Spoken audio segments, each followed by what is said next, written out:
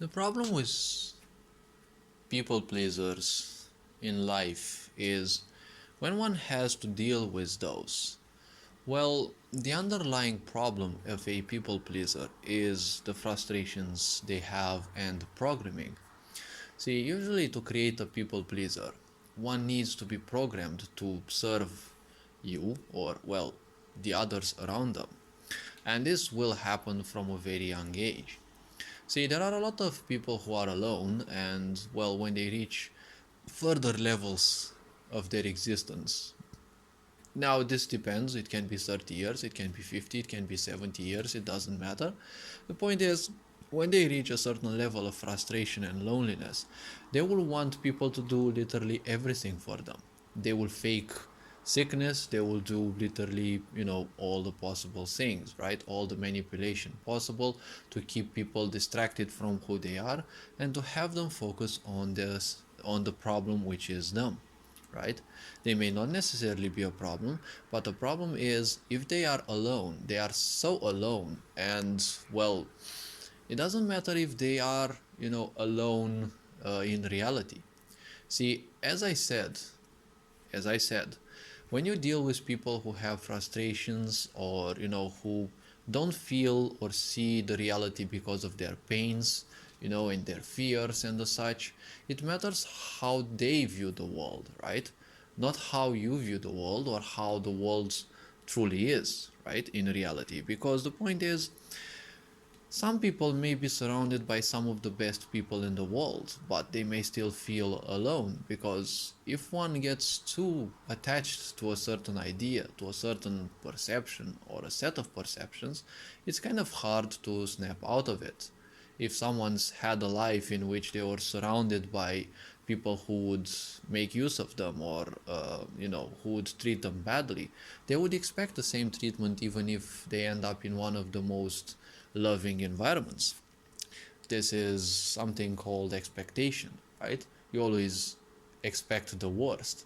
And since we are also animals on this planet and we also have a survival instinct, the more disgusting memories, right? The most frustrating memories, the most trying memories are the ones that all have more priority when compared to the more pleasant memories, because in the pleasant memories you don't have much of a trigger, right? When you're limited by something, when you're forced by something, right? When you suffer because of something, those memories are the ones that will more or less linger, and the emotional attachment is, weighs far more.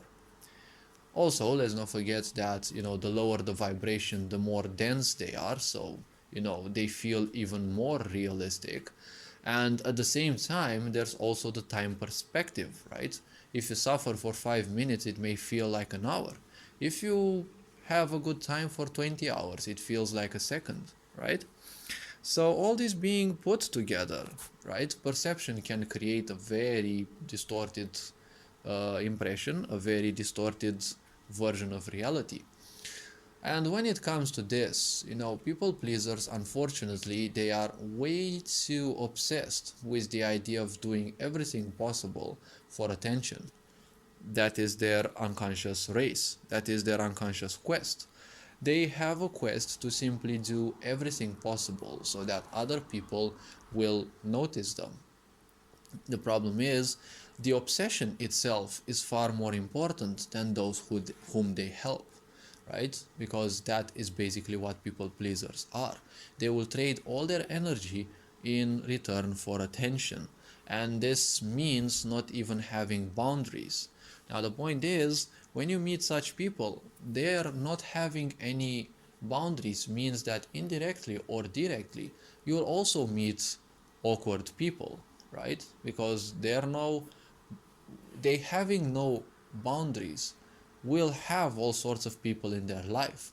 So if you have to deal with such people, you will deal with people around them as well. See, this is the same thing as with, for example, sadomasochistic relationships, right? In such a relationship, there is no such thing as so-called love or something like that. Both of the individuals, or well, if there's more, it doesn't matter much, they have a certain set of urges, certain set of impulses that rule them. And that which rules them is pleasure. Pleasure is what they seek because, well, that's what defines a sadomasochistic person. It's either one or the other of the extremes, right? They like inflicting pain, or they like being inflicted pain, and they derive a great sense of pleasure from that. And the pleasure creates such a great relief at the same time, and it's such a great distraction from their pains that they're simply dependent upon that, right? They don't care who provides them with the pleasure, irrespective of the two ways, right? Being given pain or giving pain, right? Or both at the same time, more or less. The point is, it doesn't matter who they give it, right? Who they give or who they trigger this pleasure, right? The point is, if someone provides them even better ways of pleasure, well, the previous persons most likely will be discarded, right?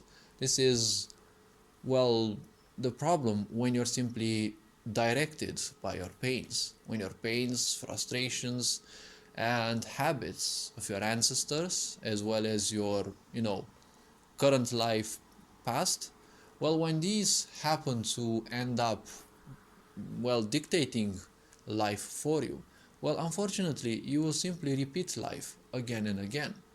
Life again itself is a cycle, and, well, it is better said, a set of cycles.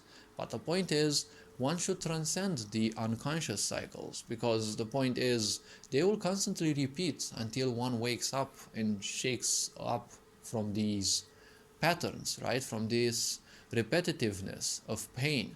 Because if someone experiences pain a sufficient number of times, they will take it as normal, and it's truly hard to, shake them out of there, because we also have the intellect and we also have perception.